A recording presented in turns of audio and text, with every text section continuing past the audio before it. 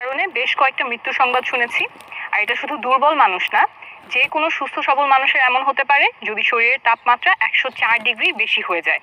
তো এই ভিডিওতে আমি খুব সহজে বুঝিয়ে দিব এই বিপদের লক্ষণগুলো কি কি কি দেখলে বুঝতে পারবেন আপনার বা আশেপাশের কারো হিট স্ট্রোক হচ্ছে, আর সেই মুহূর্তে ঠিক কি কি কাজ করবেন এতে কারো জীবনও বেঁচে যেতে পারে। প্রথমে শুরু করছি বিপদের চিহ্নগুলো কি কি। এমন হতে পারে যে খুব গরমে আপনার বা আশেপাশের কারো অনেক গরম লাগছে, আপনি যখন গায়ে হাত দিচ্ছেন বুঝতে পারছেন খুব গরম হয়ে গেছে গা, কিন্তু কোনো ঘাম হচ্ছে না। এটা একটা বিপদ সংকেত, হিট স্ট্রোকের লক্ষণ। এমন হলে দ্রুত হাসপাতালের এমার্জেন্সিতে নিয়ে যাবেন। এমার্জেন্সিতে যখন এরকম রোগীরা আসে তখন আমরা কিছু বিশেষ পদ্ধতির মাধ্যমে তাড়াতাড়ি গাটা ঠান্ডা করার চেষ্টা করি।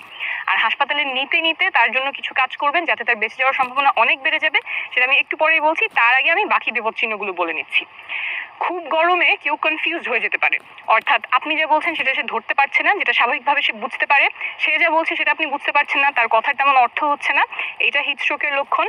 গরমের কারণে শ্বাস দ্রুত হয়ে যেতে পারে, ঘন ঘন শ্বাস নিচ্ছে, শ্বাসকষ্ট হচ্ছে এমন হতে পারে।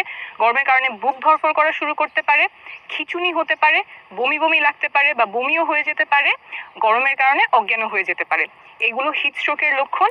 এই লক্ষণগুলো দেখা দিলে খুব দ্রুত হাসপাতালের এমার্জেন্সি বিভাগে নিয়ে যাবেন। আর নিয়ে যেতে যেতে তাকে ঠান্ডা করার জন্য কয়েকটা কাজ করবেন যাতে তার বেঁচে যাওয়ার সম্ভাবনা অনেক বেড়ে যাবে। কি কি করতে পারেন? তাকে গরম জায়গা থেকে একটু ঠান্ডা জায়গায় নিয়ে যাবেন, যেখানে হয়তো একটু ছায়া আছে, ফ্যান চলছে বা এসি চলছে, এমন জায়গায় নিয়ে যাবেন। আর সেইটা যদি নেওয়া সম্ভব না হয় তাহলে সে যেখানে আছে সেই জায়গাটা ঠান্ডা করার চেষ্টা করবেন। হয়তো একটা ফ্যান আনলেন বা হাত দিয়ে বাতাস দিলেন, হাত পাখা দিয়ে বাতাস দিলেন, কাগজ দিয়ে বাতাস দিলেন। এই বাতাস দেওয়াটাই হয়তো আপনার জীবনের সবচেয়ে গুরুত্বপূর্ণ বাতাস দেওয়া হবে। তারপর তার কাপড় চোপড়ের দিকে লক্ষ্য করেন, যদি সে অতিরিক্ত কাপড় চোপড় পরা থাকে তাহলে যেইগুলো খুলে ফেলা সম্ভব সেগুলো খুলে ফেলবেন, সেটাতে তার গাটা একটু ঠান্ডা হবে। আর পানি দিয়ে গাটা ঠান্ডা করার চেষ্টা করবেন। গায়ে পানি ছিটিয়ে দিতে পারেন, একটা কাপড় পানিতে ভিজিয়ে সেটা দিয়ে গাটা মুছে দিতে পারেন। গাটা যখন মুছবেন সাথে বাতাস দেওয়ার চেষ্টা করবেন, বাতাসে যখন পানিটা শুকাবে সেটাতে তার চামড়াটা ঠান্ডা হয়ে আসবে। আর যদি আশেপাশে বরফ পান তাহলে সেই বরফটা একটা তোয়ালেতে পেঁচিয়ে বগলের নিচে ঘাড়ের উপরে দিলেও সেটা গাটা ঠান্ডা করতে সাহায্য করবে। তারপর যদি রোগীর অবস্থা থাকে সেরকম তাহলে তাকে পানি খেতে বলবেন।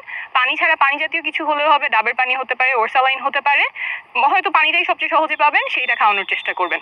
তো এই গেল, এইভাবে ঠান্ডা করার চেষ্টা করবেন এবং ঠান্ডা করতে করতে